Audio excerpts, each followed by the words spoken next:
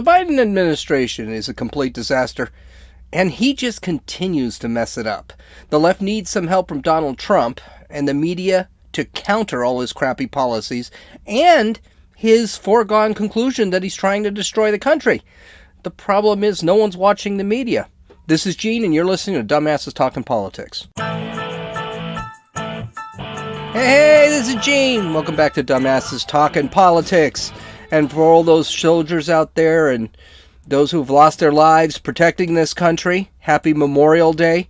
I mix Memorial Day and Veterans Day all the time. I see them both as really important.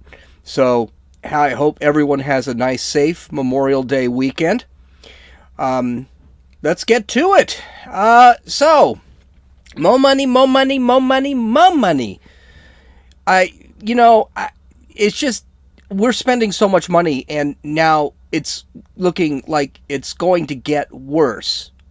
So, Republicans are not really helping the situation at all, which is a little surprising considering that's something they've always run on, is fiscal responsibility, but apparently they don't have the guts to actually go out there and take responsibility financially. So, Joe Biden put out a $2.4 trillion infrastructure plan. That plan was supposed to be $1.9 trillion, but when you look at it at the end, it's going to end up being between 2.3 and 2.4. Well, the Republicans apparently didn't like it, and they didn't like it a lot, and it's simply because most of the plan had nothing to do with infrastructure. I agreed with it. When I saw $2 trillion, I thought to myself, oh my lord, this is not going to be infrastructure. There's no way we need $2 trillion on the infrastructure. Well, the Republicans did counter. They cut out a lot of the fat.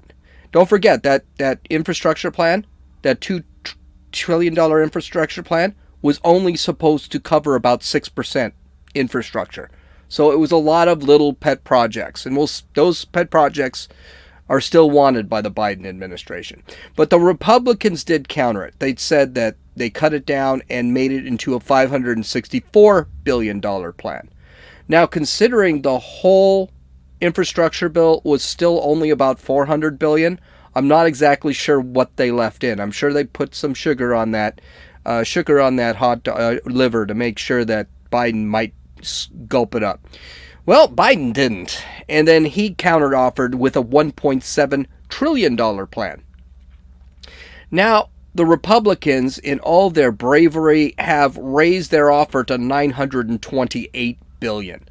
So now I guess only about 60% of the new plan would be for infrastructure. Only 40% would be for infrastructure. So this is what they actually offered. They offered $500 billion for roads. That's awful high, $500 billion. Do we really need to spend $500 billion for roads this year? I think this is just, again, another real crappy spending of money. $98 billion for public transportation. I also think that is extremely high. $70 billion for water infrastructure. Not really sure what they're going to do with that, but okay, $700 billion for that. And then let's see what else here. $46 billion for passenger rail. Okay, again, this is all Green New Deal crap. It really is. Here's the thing. I love the train. I'm on the train all the time. The train really is not really supposed to be government run. That is something they should be doing. $46 billion on Amtrak? Oh, come on, guys. According to the Republican bill, only about a quarter of that bill, 25%, will be new funding. What they want to do is use the unspent stimulus money from last year. So that would cover about $500 billion. The plan would be spent over 8 years. So it's not like this $928 billion is going to be spent all at once. It's going to be spent over 8 years. Senator Pat Toomey from Pennsylvania said the goal of the bill was to spend it on the right things. Quote, "We want to focus on actual infrastructure, The platforms and services that move people and goods and services through the economy, that's what people understand to be infrastructure. And we can reach an agreement if we can focus on those items. Now, the only thing I have a problem with this is, first off, it's still very high. I think with the $2 trillion we spent on stimulus, on Biden's stimulus, maybe we should just ease up on the spending a little bit. $500 billion for roads, that's a lot. $98 billion for public transportation is unholy. And $46 billion for passenger rail is also unholy. People don't take trains anymore. As Ben Shapiro said, this is 2021, not 1860. So it just seems like it's still a lot of waste. Though the Biden administration did not comment on it right away, Jen Psaki did release a statement. At first view, we note several constructive additions to the group's previous proposals, including on roads, bridges, and rail. At the same time, we remain concerned that their plan still provides no substantial new funds for critical job-creating needs, such as fixing our veterans' hospitals. By the way, that's not infrastructure. Building a modern rail systems. Again, that's probably not infrastructure for the 21st century. That's infrastructure for the 1800s. Rail systems are not going to be used in this country. And by the way, here's something wild and crazy. Shouldn't that be a private thing? Amtrak is a private company that's subsidized by the government. But the government really is not responsible for creating that stuff. It's always been private. Always been private. A lot of people say, no, the government subsidized the railway between Washington and the West. It's not true. That was all privatized. Repairing our transit systems. I don't think our transit systems need repair. Removing dangerous lead pipes and powering America's leadership in the job-creating clean energy economy. That has nothing to do. Solar panels and windmills have nothing to do with infrastructure. That actually should be done by the private sector if they want to make money, among other things. Lastly, we are concerned that the approval on how to pay for the plan remains unclear. We are worried that major cuts in COVID relief funds could imperil pending aid to small businesses, restaurants, rural hospitals, using the money to get back on their feet after the crush of the pandemic. Well, here's the other problem. That's kind of a jab at the Trump administration a little bit. I took it as that.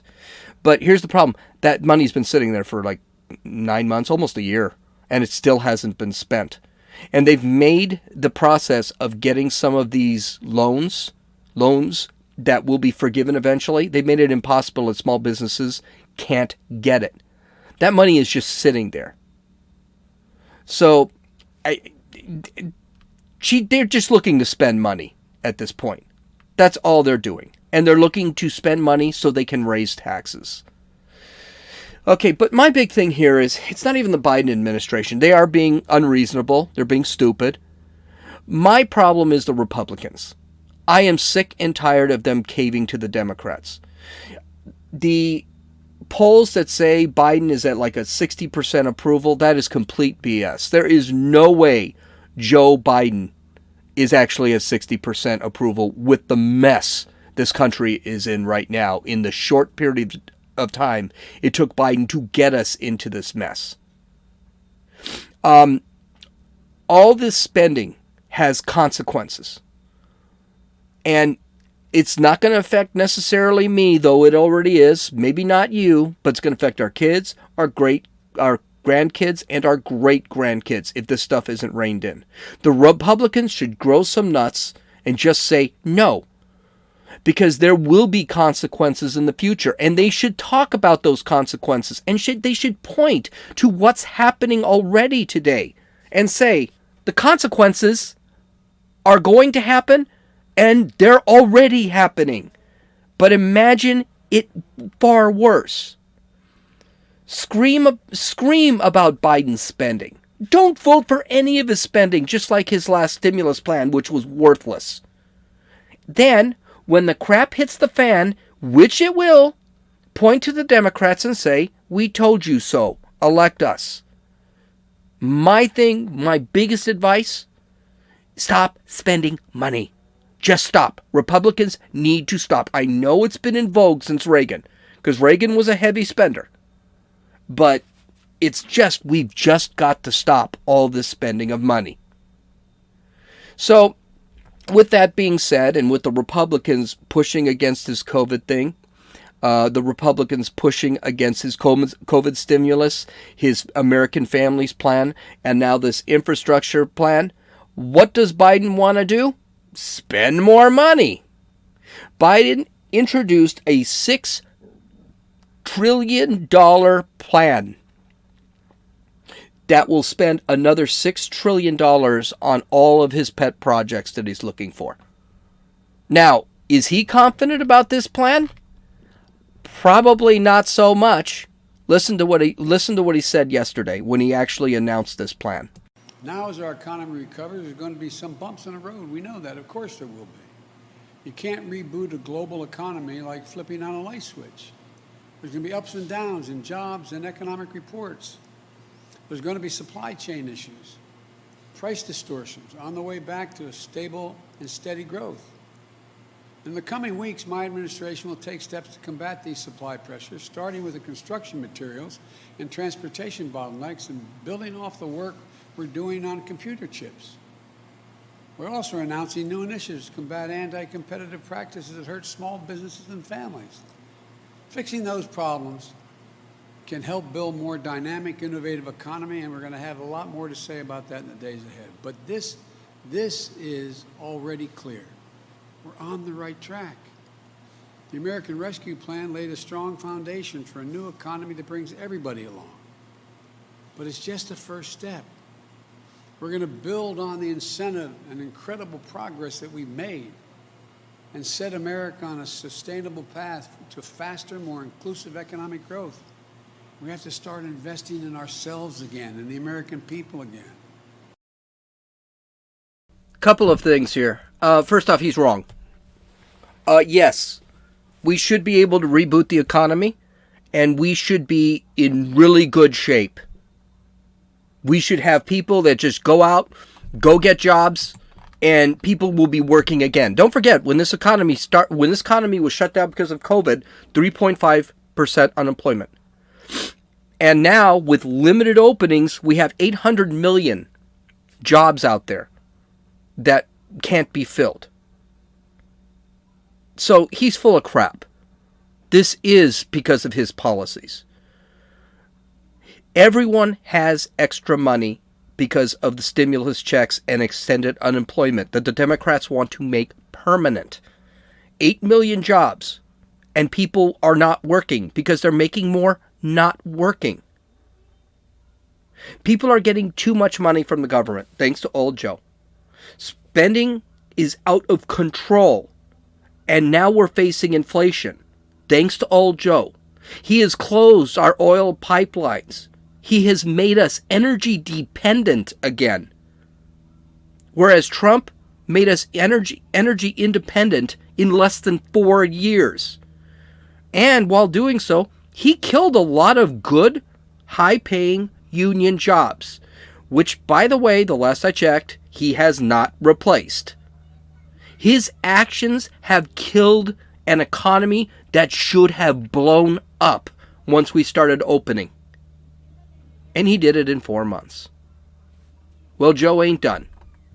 His $6 trillion budget proposal is a year thing. It's supposed to be about 10 years. So you're looking at between $60 and $90 trillion in the next 10 years. Does that sound familiar? Doesn't that kind of sound like the Green New Deal bullshit again? Because that's what it is. Okay, for 2022, $1.52 trillion will be spent on the military and domestic programs. The military will actually be cut from what they were promised for next year by 1.6%. Oh, I'm sorry, their rise. They will actually get a rise of 1.6%, but they're actually going to have their budget cut.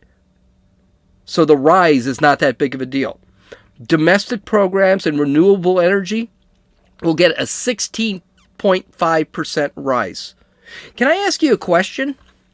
And I know you think, do you really think we should be cutting the military right now with the mess that is going on around the world? This is just Barack Obama and his third term. That's all this is. Barack Obama did exactly the same thing. In 4 years, Trump fixed it, and here comes old Joe jacking it all up again. For the next decade, $4.5 trillion will be spent on, again, infrastructure. So, the typical roads, rail, replacing pipes, bridges, and airports. Money for high-speed broadband, which is not infrastructure.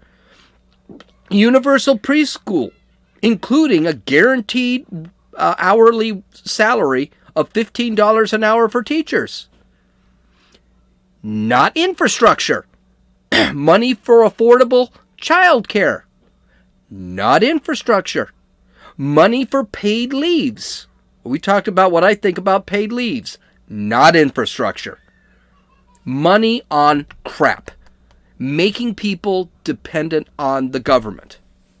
Now, you might be saying to yourself, okay, Gene, $60 to $92 trillion we're looking by 2031. Okay, we're going to be in the red. There's no question. We're going to be in the red. So how do we deal with this? Well, let's raise taxes. Yay! Corporate tax rate would go from 21 to 28%, wiping out Donald Trump's tax decrease, tax reform from 2017. Top capital gains tax would go from, get this here, 23.8% to 43.4%. Yeah, you know what's going to happen to those top capital gains earners? They're going to leave the country. That's what they're going to do. 43%, almost 50% of what you make, you're giving to the government so they can F it all up. Unrealized gains would be taxed. Unrealized gains would be taxed with a $1 million being exempted. Excuse me, that is the death tax is what they're talking about. It would tax unrealized gains up to $1 million per person. Now, what does that mean?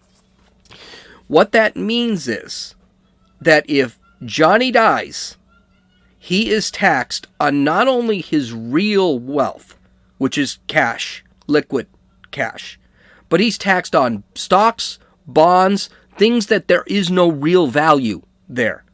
So you buy a stock for $20. That stock right now is worth $20. If that stock goes up to $40, how much is that stock worth? It's worth $20. You have to actually sell the stock at $40 for it to be worth anything. So what they're saying is, if Johnny buys 10 shares of something for $20 and it goes up to $40 and he dies, the government gets to tax it at $40.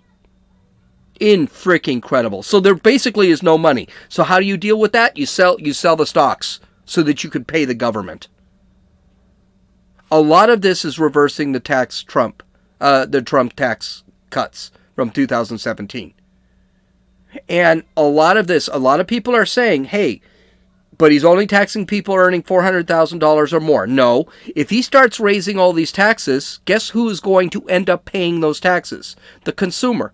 Because businesses are just going to either lay people off to pay the taxes, or they're going to raise the prices of their services or goods. It's going to be passed down to us one way or the other. And if you think he's going to be able to afford 60 to 90 trillion dollars over 10 years and not tax people that are earning over $400,000, you're nuts. We're going to see a tax increase. Well, the good news is the IRS is going to be busy. So they're going to actually give them some upgrades. They're going to give them money so they can create new rules. And some of those rules are going to require banks to report cash flows. God, that makes me feel good. The government is now going after my personal information at banks. I love that.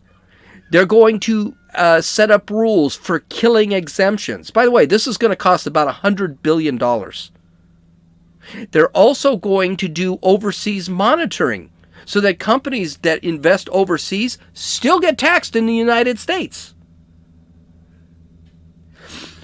According to the Wall Street Journal, death would rise 112% and 117% of GDP until 2031. Now, Biden knows this. And Biden said, but by 2031, we will actually be cutting in the deficit. We will be cutting the deficit. So we would actually lose debt after 2031. Okay, couple problems with that. How? How does that make any sense? Because you will have finished spending at this time, 96 trillion, and where are we going to be? It's insane. And then 2031, what the hell does he care? What the hell does he care? Joe will either be dead or drooling in some old folks' home by then. He doesn't care. If this passes, it'll be a disaster. It probably won't pass. The Senate has already said they're insane. Democrats don't have the votes in the Senate. And I would say they're probably really twisting in the wind in the House. I think they may have some problems getting this passed in the House even. Because simply the Democrats don't have as much worry in the House. But 9 votes, I could see them losing 9 votes. I could see them losing 4 or 5 votes. That's all they need to do is lose like 4. They only have a 9-vote majority in the House. So I could see them saying, okay, this is insane.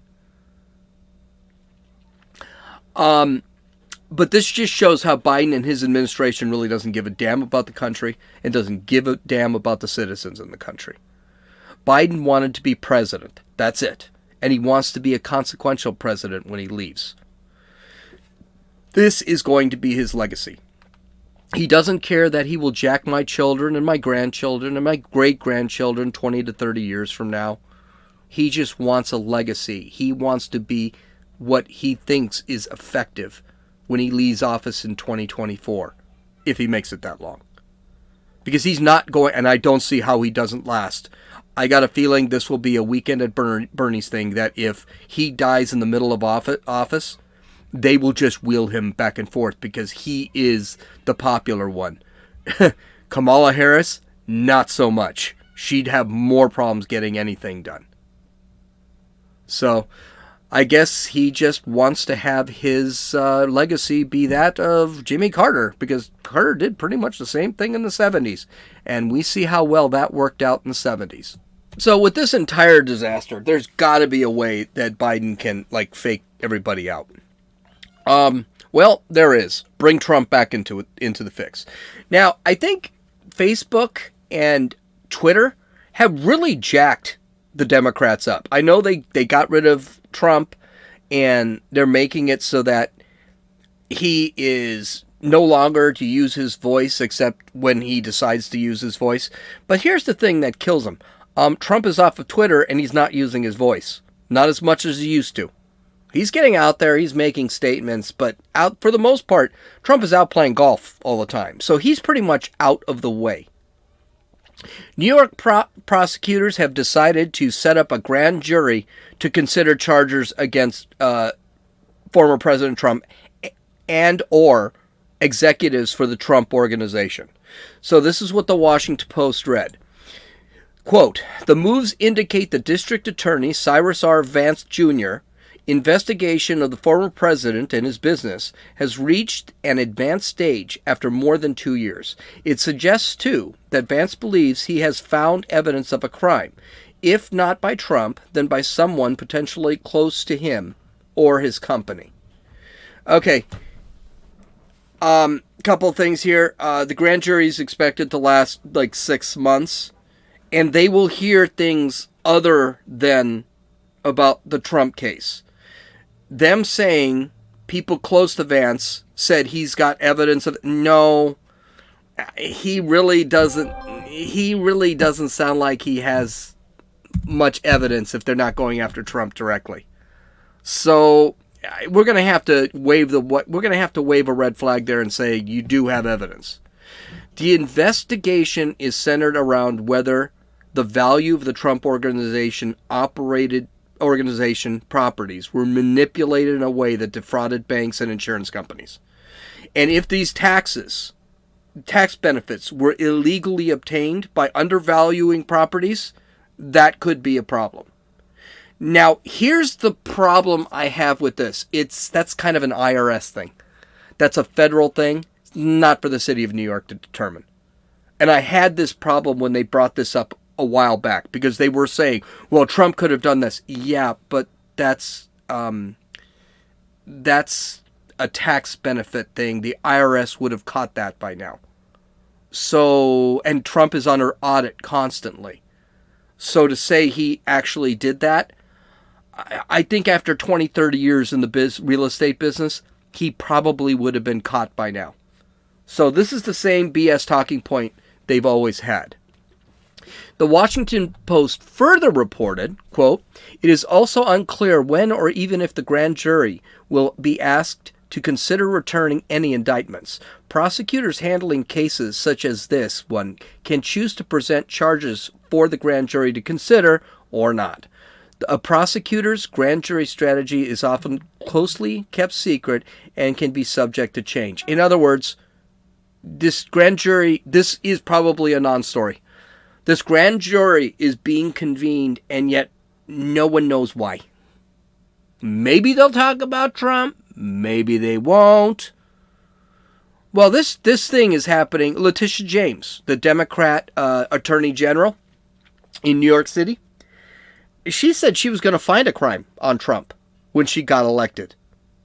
She said in a statement, quote, "We have informed the Trump Organization that our investigation into the organization is no longer purely civil in nature. We are now actively investigating the Trump Organization in a criminal capacity along with the Manhattan DA. We have no additional comment." Okay, she didn't say what she was looking for and what she had found. Her only political goal during her campaign was to get Trump. By the way, what she said she would do is probably an ethical violation, and a judge might actually throw anything out that she has because of this. You are not supposed to investigate. You are supposed to investigate as a DA crimes and then apply those crimes to an individual. You're not supposed to investigate a person or a company to look for crimes. That's actually unethical. Considering what she has said in the past, and we're going to get to that in a second, I have a feeling, even if she did find something, it would probably be dropped by a judge because of prosecutorial misconduct. Looking for a crime, instead of having a crime and looking for a suspect and building a case. So, yeah, I don't think this is going to work. Of course, the Trump Organization made a statement. The Attorney General of New York literally campaigned on prosecuting Donald Trump even before she knew anything about him. She said that if elected, she would use her office to look into every aspect of my real estate dealings. Okay, he's actually talking here. She swore that she would definitely, quote, "definitely sue me." She boasted on video that she would be, as I quote, "a real pain in the ass," end quote. She declared, quote, "just wait until I'm in the Attorney General's office," end quote. And, quote, "I've got my eyes on the Trump Tower." End quote. She also promised that, if elected, she would, quote, "join the law enforcement and other attorney generals across the nation removing the president from office," end quote. And, quote, "it's important that everyone understand that the days of Donald Trump are coming to an end," end quote. By the way, yeah, this stuff's all unethical. It's prosecutorial misconduct. And she did say it because I've seen the videos. She said that the day before she was elected. There's no way a judge can sit there and allow a prosecution to move forward because it's been made political. Trump continues. The Attorney General made each of these statements not after having an opportunity to actually look at facts, but before she was even elected, before she had even seen a shred of evidence. That's right, she was investigating the company, not investigating a crime. This is something that happens in the failed third world countries, not the United States. If you can run for prosecutor's office pledging you take out your enemies and be elected to that job by partisan voters who wish to enact political retribution, then we are no longer in a free constitutional democracy. Ouch, Everything he said is true. It's all true. And it doesn't say a lot for her investigation. And I guarantee you, if Trump does go through anything, what will end up happening is that he will be released because of unfair prosecution. But that isn't the only thing. I know I'm going over the Dave rule, but I have to. But that isn't the only thing. Spygate. Do you remember Spygate? This was when the Patriots and the New York Jets were playing in the playoffs. This is football team, and the Patriots had a guy who was stealing signals from the New York Jets. It was a big deal. It was a huge big deal. First, only the closest second was when, Brady was taking air out of the footballs during a cold day. Well, apparently, in early 2008, ESPN reported that there was a guy named Arlen Specter, who was from Pennsylvania, who was investigating this whole thing. Arlen Specter was a Philadelphia Eagles fan. And by the way, why this is being investigated by our politicians, I have no idea. But it was being investigated, and Arlen Specter was actually going out, and he wanted answers, and he was gonna do something. Now, mind you, Bill Belichick was fined the most money by the NFL ever, and I believe suspended. So I'm not exactly sure what Arlen Specter actually expected to do. But in 2008, he had dinner with a Palm Beach businessman who had many ties to high-level football executives, okay, and politicians. In a phone call following the dinner, the businessman reportedly told Specter, if you lay off the Patriots, there'd be a lot of money in Palm Beach. So what did ESPN report? That businessman was Donald J. Trump. Now let's take this for all intents and purposes. First off, this is ancient news as far as the Spygate thing. That's all been dealt with. It's over. Arlen Specter has been retired. I'm not even sure he's alive. I think he might have passed away. But this is really irrelevant. And the reality is there's no evidence here. Again, we don't need evidence. And then finally, ESPN is owned by Disney. Disney is a leftist organization that is aligned to China. Go figure, they hate Trump. So, and the media is doing this. I'm going to skip this deal. But the media is really trying to push this and report this. And they are, because their viewership, and that's CNN, MSNBC, ABC, CBS, AP, Reuters, all of these legacy news outlets, their viewership is down. Their viewer and readership is down 40%. CNN can't even get 1 million viewers for any one of their shows, whereas Fox News is running between 2.5 and 3 million per show. Tucker Carlson's rerun in the middle of the night is making more than any of the primetime shows on CNN.